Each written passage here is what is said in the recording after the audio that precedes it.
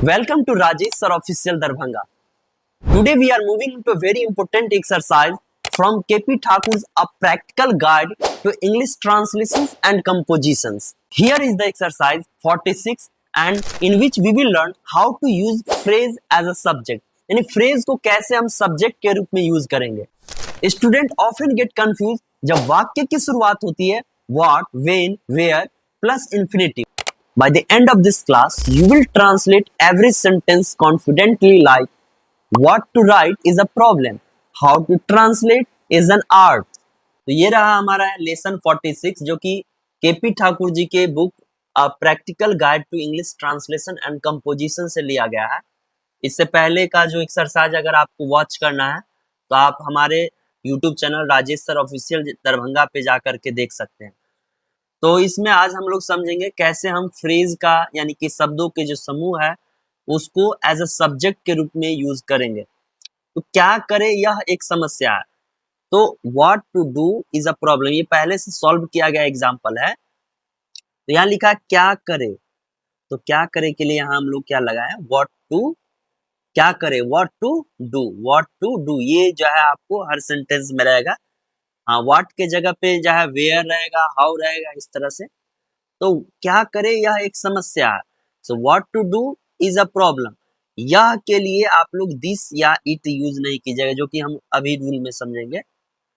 कैसे करे, तो कैसे के लिए हाउ, तो how to do is easy. यही what to do, how to do, where to go, ये सब क्या है फ्रेज है। ग्रुप ऑफ वर्ड जो हो गया वो क्या कहलाता है फ्रेज। वो आज हम लोग सब्जेक्ट के रूप में यूज करने जा रहे हैं। कहाँ जाए, तो वेयर टू गो, जाने के सेंस में गो। तो where to go is uncertain, है अनिश्चित के लिए अनसर्टेन लगाएंगे। कैसे अनुवाद करें, यह एक कला है, माने कि ट्रांसलेट कैसे करते हैं ये एक कला है। तो इसके लिए हम लिखेंगे हाउ टू, अनुवाद करना का इंग्लिश होता है ट्रांसलेट, तो हाउ टू ट्रांसलेट यह कला है। तो इज एन आर्ट, आर्ट माने कला। अब देखिए रूल क्या बताता है कि जब भी इस तरह का वाक्य आता है हिंदी में तो हम लोग क्या क्या चीज फॉलो करना है हमें। वो चीज है ऊपर के वाक्यों का जो सब्जेक्ट है, अभी जो हम लोग देखे हैं सब्जेक्ट, ये what to do, how to do, where to go, how to translate, यही सब्जेक्ट है। तो यही सब्जेक्ट जो है क्या है एक्चुअली में ये फ्रेज है। हाँ, इसमें जो है फ्रेज क्या है इन प्लस इन्फिनिटिव जो लिखा है ना, तो ये जो to do, to go, to translate, ये ही क्या कहलाता है इन्फिनिटिव। वर्ब का फर्स्ट फॉर्म टू के साथ जो यूज करते हैं उसी को कहते हैं इन्फिनिटिव। ठीक है, आगे बढ़ते हैं। वाक्य में यह के बदले इट या दिस का प्रयोग हम कभी भी नहीं करेंगे, क्योंकि इसमें यह का सेंस इसी फ्रेज के माध्यम से बन जाता है। इसलिए हम लोग यहाँ पे यह के सेंस के लिए दिस या इट नहीं करेंगे। अब बढ़ते हैं हम लोग ट्रांसलेशन के तरफ।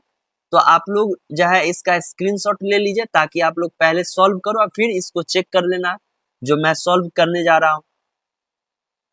आई होप कि आप इसका जो है स्क्रीनशॉट ले लिए हैं। तो आगे बढ़ते हैं।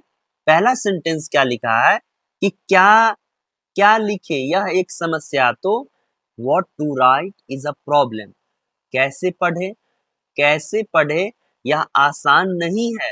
How to study is not easy. Third one क्या है, क्या करूं यह निश्चित नहीं है, सर्टेन नहीं है। तो what to do is not certain, कहाँ जाए यह एक समस्या है। Where to go is a problem, क्या खाए यह तय नहीं है, माने कि ये डिसाइड नहीं किया है। तय करना माने डिसाइड नहीं करना। So what to eat is not decided. कैसे फुटबॉल खेले, यानी कि फुटबॉल खेलने कैसे खेलना है यह कठिन नहीं है, बहुत आसान है, सब खेलना जानते हैं, ऐसा लिखा है कि कैसे फुटबॉल खेले। तो हाउ टू प्ले ये हो गया हमारा phrase. So how to play football is not difficult, क्या करे यह अनिश्चित है। What to do is uncertain, कहाँ मैच खेले यह एक समस्या है। Where to play the match is a problem, कब लौटे यह अनिश्चित है। when to return, when to return is uncertain, अंग्रेजी कैसे बोले, अंग्रेजी कैसे बोले, तो हाउ टू स्पीक इंग्लिश, यह समस्या नहीं है, इज नॉट अ प्रॉब्लम। अगर नेगेटिव होगा तो नॉट लगा देना है। हेल्पिंग वर्ब इज आ रहा है के बाद, यहाँ पे तो हेल्पिंग नहीं, मेन वर्ब के रूप में यूज हुआ है। कैसे उसे खुश करे, यह कठिन है। How to please him is difficult. Patna में कहाँ ठहरे, अभी तय नहीं है। Where to stay, where to stay in Patna is not decided. तो ये रहा आज का हमारा एक्सरसाइज। आपको अगर अच्छा लगे वीडियो तो प्लीज लाइक, शेयर और सब्सक्राइब जरूर करें।